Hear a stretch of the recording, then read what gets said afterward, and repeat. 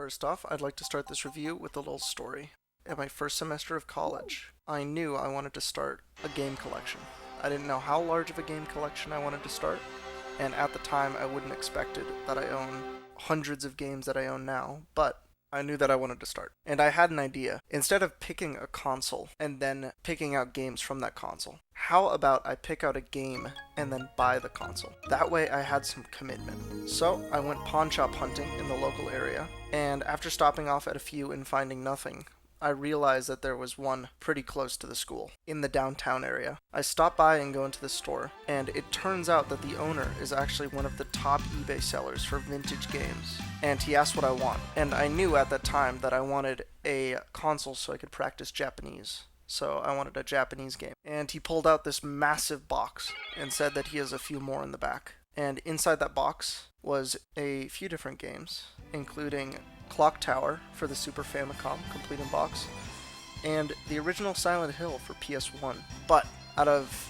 those two games and all the other games that I saw, the console I inevitably decided on, well, the game was in fact Parodius for the Sega Saturn. I hadn't heard much about this game when I first started, but I did watch a little review right after looking at the game, and the game looked so fun that I knew I had to buy it. Of course, I tried to haggle a little bit, but I ended up getting the game for $45, which complete in box back then was a pretty good deal. I haven't checked the prices now. And that is where I got, I believe, the first game in my game collection, which is this game. And then a little tiny bit after, I got my Japanese Sega Saturn, which I still own and love to this day. So first off, I'll have me from the future do a box review. So since earlier I was talking about both the game and the Sega Saturn, I'll go over both of them real quick. So here's my Sega Saturn. Pretty standard. There are many like it, but this one is mine, and it is the best one because it is mine. And it is the first console I ever sought out to collect. First retro games console. And I love it for that. And here is the game. First when I picked it up, I went, holy hell, this box art is crazy. And it is. And honestly, this is the tame part about the game. The box art on the back is really nice too. I do love the top-down lettering. It is personally, for me, really hard to read and makes it very difficult for me to read. But, you know, you take what you can get. Almost all of these Sega Saturn games, the front is the manual. And unlike most Sega Saturn games, this manual is actually helpful and tells you about the game instead of just telling you about the controls and all the warnings. So, very interesting. Take it away, me. Alright, now that little segment is over, let's get to the actual review. First off, gameplay. Oh my god, progression in this game feels so good. It feels so natural to go on from these areas, and you really do feel like you're progressing the whole way. Like, it's obvious that you're fighting harder enemies, but you're still doing the same, or even better sometimes. But this could also get crushed by the points in the game. There are many of them where progression without death feels almost impossible. Like, it really does feel like if you do not have the correct power-ups at that moment, you are done for. You are not progressing this area without spending a life. On top of that, everything in this game is a one-hit death, no matter what. So unless you have the shield power-up, which is very, very difficult to get and requires you to collect many, many coins, then any little minute object can send you straight back to square one.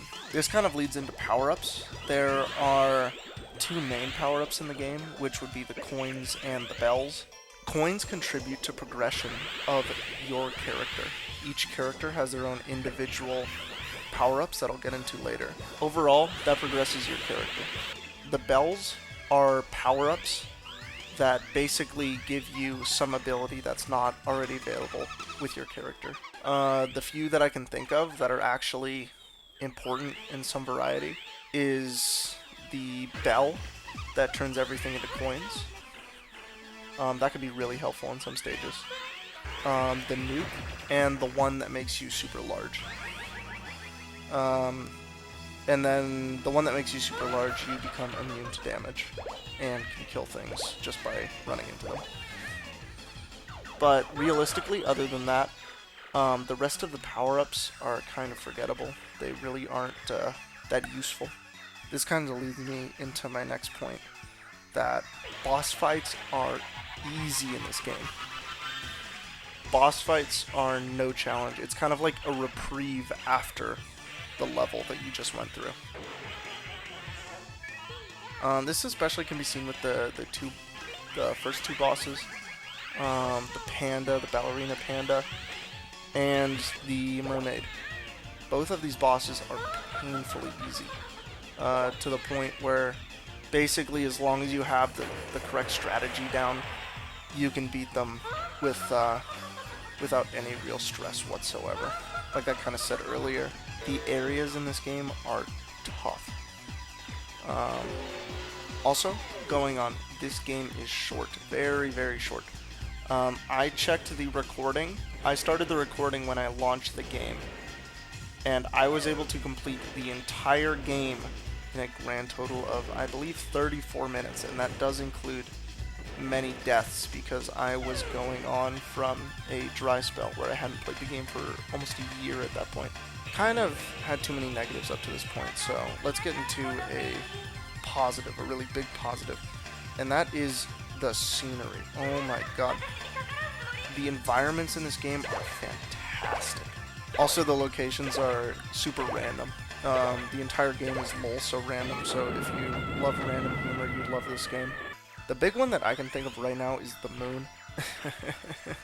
I just love the rabbits on the moon. I think that's so funny.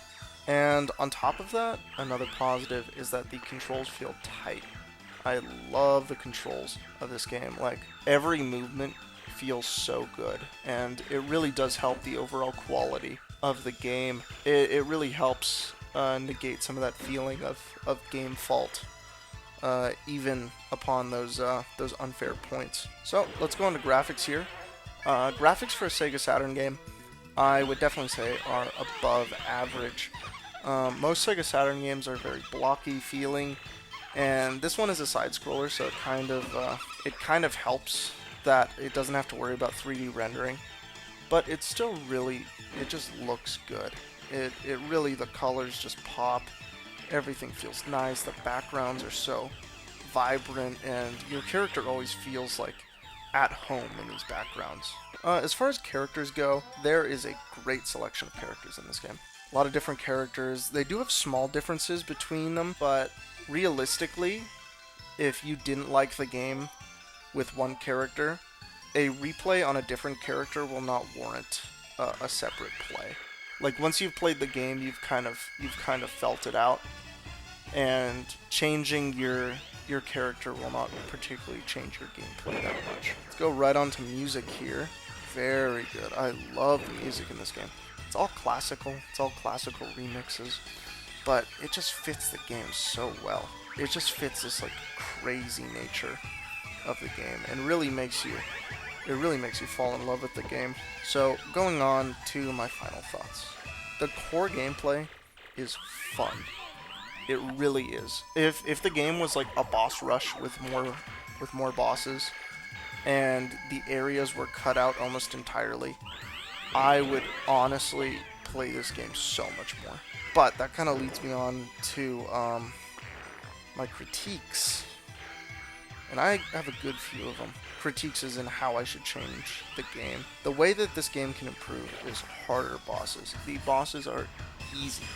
The bosses are the most memorable part of the game. They're the reason why you play. It's like Dark Souls.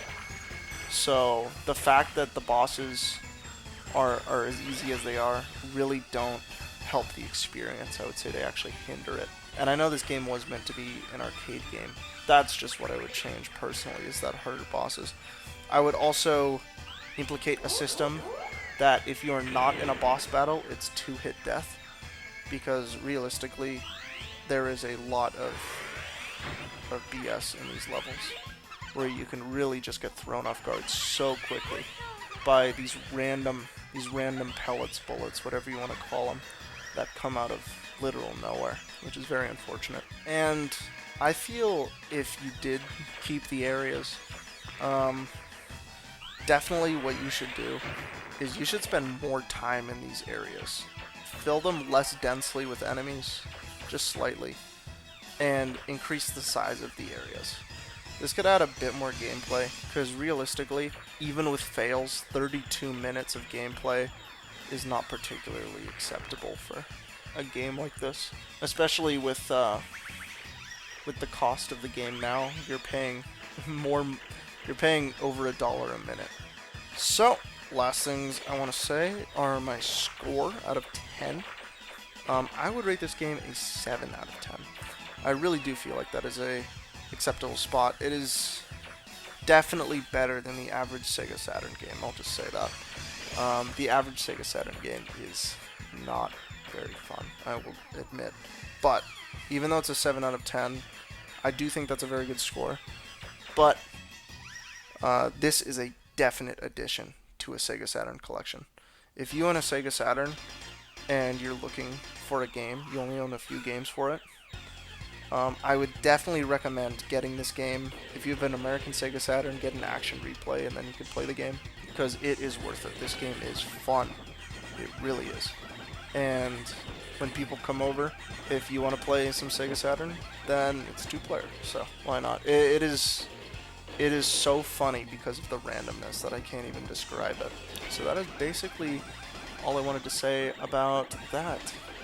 Thank you guys for watching. I hope this review was more entertaining than the Puyo Puyo review, because it's just a matching game. I just wanted to get something done so I could have a first video, because realistically, a Puyo Puyo review is fairly boring to watch.